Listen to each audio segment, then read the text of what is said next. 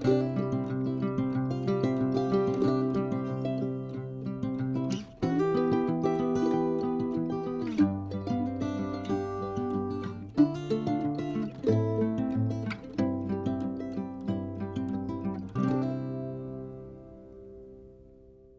everyone, and welcome back to my channel. I wanted to get on here today and talk a little bit about perfumes. If you watched my last video, I talked about the vanilla fragrances that I've been wearing all winter. And as you can see, these are some of the ones that I have been wearing. And it's time to change into a more spring type, a little bit fresher perfumes. And so it's going to be a bit of an experiment because my nose has been very drawn to all of these yummy, warm, creamy, sweet vanillas. So we're going to do an experiment today, and starting with some, I've got about 5 fragrances to show you that I'm going to start wearing this week. So if you're interested, then keep watching, and guys, don't forget to like and subscribe if you're not already. So keep watching. We're going to start with one of my all-time favorites, and this is a beautiful, to me, because it reminds me of my home. It reminds me of spring. It reminds me of eating Parma violets, which were sweet like a candy that we used to, little purple candy that we used to eat back in the United Kingdom. This is the perfume that really, to me, kicks off spring for me and the good weather and makes me smile. Now, I'm going to do a little test now. And whoops.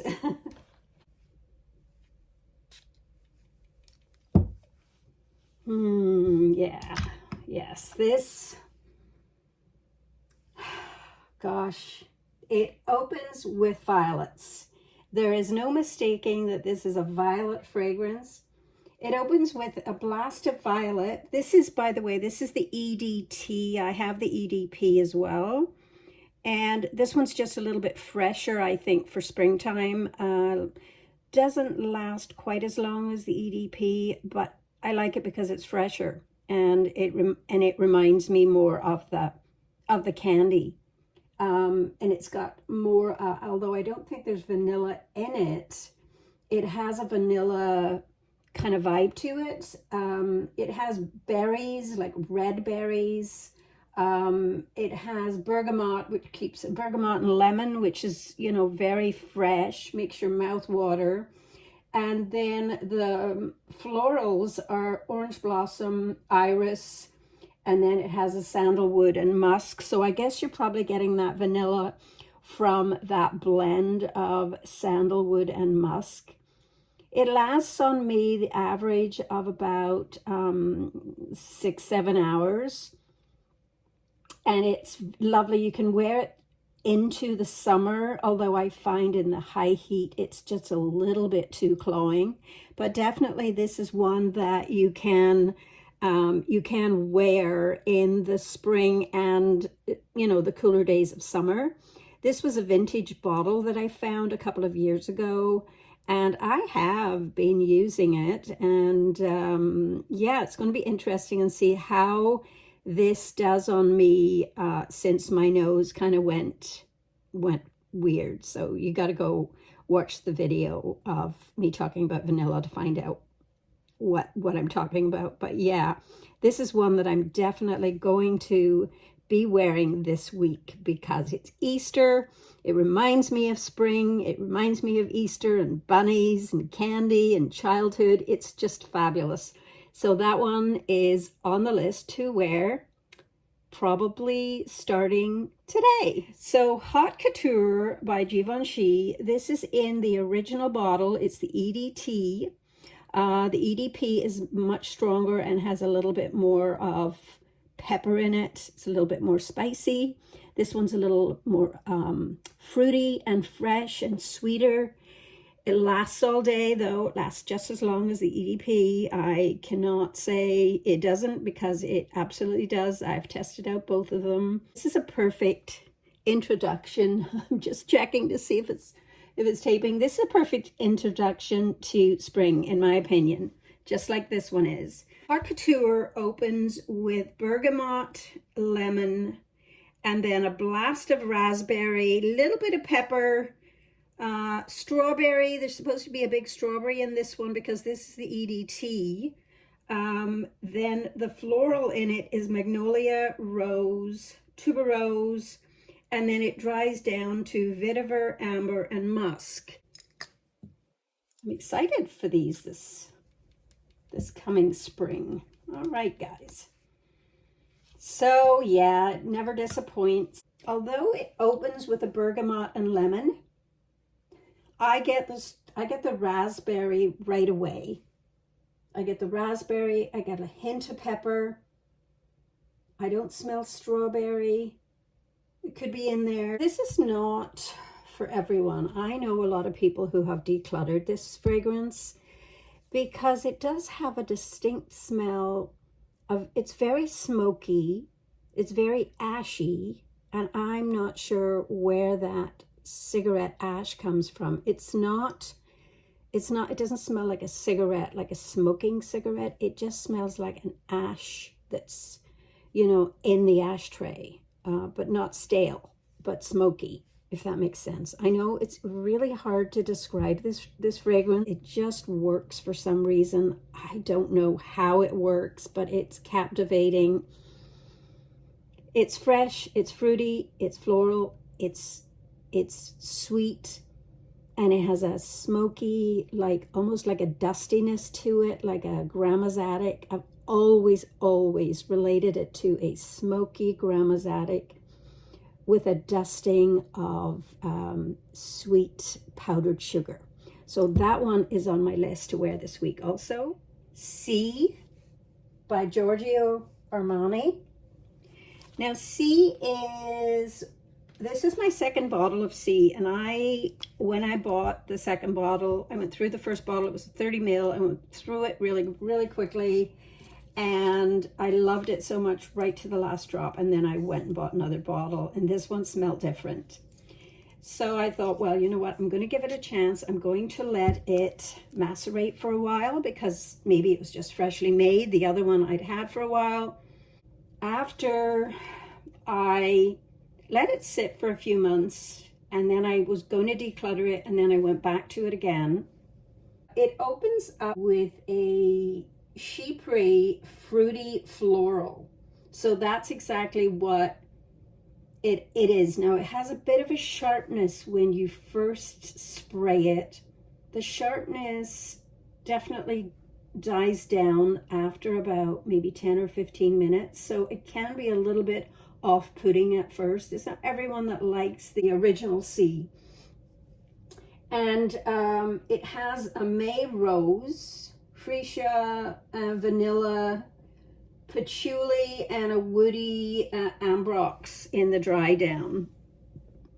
It definitely is a spring, fall kind of fragrance. I can wear this in the spring, and I can wear it in the fall. I cannot wear it in the summer. I rarely wear it in the winter. It just doesn't give me a winter vibe, but it gives me a spring and fall vibe. Even more so fall, I think. But it's a lovely, sexy, fruity, floral fragrance. As I say, that first initial sharpness kind of gives you, it's a little off-putting, and this bottle is definitely a little bit sharper on that than the first one. The first one was a little bit sweeter and softer, and so I would say this is just a new batch. They may have reformulated it, I'm not sure. I should look it up. There's a batch number on the bottom, so I might just look it up. As you can see, I have not been wearing it because it's just not been my favorite, but I'm going to give it a try this week and see how I get on with it. It may go to the back of the closet again, or I may sell it on. I'm not sure. To those girls who are in love with Penhaligons, I have a few of their fragrances, not many. I think I have two now. I decluttered one. This one is Penhaligons Elizabethan Rose. Just a beautiful, gorgeous rose fragrance that actually opens up with a hazelnut leaf. Let's just spray her. I haven't sprayed her in a while. She's a lovely spring fragrance. Okay, so yeah, she opens with a, and these smell different on paper than they do on skin, to be honest. This one here smells a little bit more smoky on the paper than it does on the skin, in my opinion. And this one is a little coming off a little bit more, you can smell the paper when you first spray it on, whereas when I put it on my skin, I can smell the rose right away. So this is interesting. Then it opens with a tangerine, almonds, cinnamon, as the May rose, the rose oil, and another rose, and then it has plum in the dry down. Interesting fragrance, different than anything else in a rose that I have ever smelt. It does give me vibes of walking through a rose garden in the rain or after the rain, because there's a rain vibe to it that I get. In my nose, it smells like after the rain, and the rain lying on the petals of those very, very pungent, very strong smelling deep pink or red roses. It's absolutely gorgeous. I love it. It has opened up my nose to a whole different world of fragrances, and these are expensive to buy. So you wouldn't want to blind buy anything like this, because it's a very different, very unique fragrance, and I absolutely love it. It's my favorite rose fragrance in my collection. I'm going to be rocking it this week. So that is my fourth one. And the fifth one is one that I actually received from my sister when I was on vacation in England last year. And it is by Christian Dior, and it's Dune. This is one of the vintage bottles. She has had it in her collection for quite a while. It was brand new in the box, full. When she gave it to me, she just didn't like it. So I smelled it the first time, and I didn't like it very much. And then I went back to it and I said, let me try it again. I think I might like it now. And I did. I fell in love with it. Now this opens up with, let's just spray her. I don't have the notes in front of me for this one, but I am going to wing it with this one. Wow, this is gorgeous. This is gorgeous. You know, of course, now I have a memory of it with my sister, and it's very woody. It also, like a fresh citrusy, like an orange or bergamot or something like that. There's rose in it, like a peony rose or a regular rose in it. And then it has a bunch of other flowers in it. But the interesting thing about this one is that it has oak moss, which reminds me, is it Gris Dior? Does Gris Dior have oak moss in it? I think it does, and it's by Christian Dior.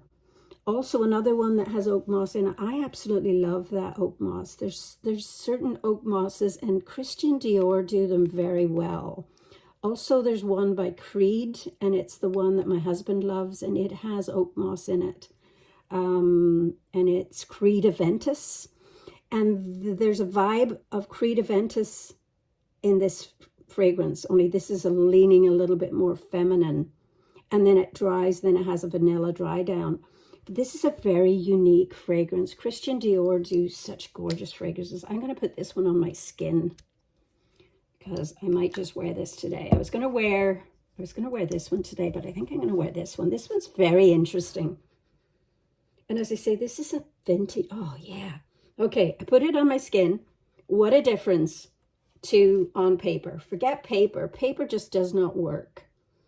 I can smell the mandarin orange immediately. It's definitely mandarin orange. I can smell the rose, and it smells like a peony rose out of my garden. Oh, and the oak moss. There's other florals in it. I'm not sure what they are. A lily of the valley. Wow. This is gorgeous. I don't know if they've reformulated this or not, but gosh, is this ever good? I'm going to douse myself in this today. This reminds me of England.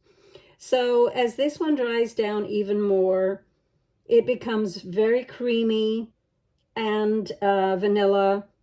And I think it dries down with a little bit of musk in the very bottom. Yeah, this is a very beautiful fragrance. Again, none of these are blind buys, in my opinion. None of these are blind buys. These are all very unique fragrances you can wear in the spring, and some of them definitely in the summer. This one I think you can wear any time of the year. It's very sexy too. So day or night, you can wear pretty much any of these, although I prefer to wear this one during the day. I think it's more of a day kind of garden party type of fragrance. Smells really nice in the air. So yeah, those are the 5. I could have picked 7, but I'm going to pick 5 and concentrate on those this week and see how I get on with them and if I can love them the way I did before I had the big C. So guys, I hope you enjoyed this little bit of a video. It was just kind of a pop on. I'll try and post a little quick thing on Instagram or on YouTube, maybe a little quick video up, and let you know how I get on with them, and if any of them turn me, you know, if I'm not vibing with some of these. So thanks again for watching, guys. Don't forget to like and subscribe if you like the content that I put out. I put out handbags and perfumes and jewelry. I do reviews on all sorts of things, and you know, I just fly by the seat of my pants most of the time. So take care, guys, and I'll talk to you on my next video. And as I always say, don't let anyone ever dull your sparkle. Bye.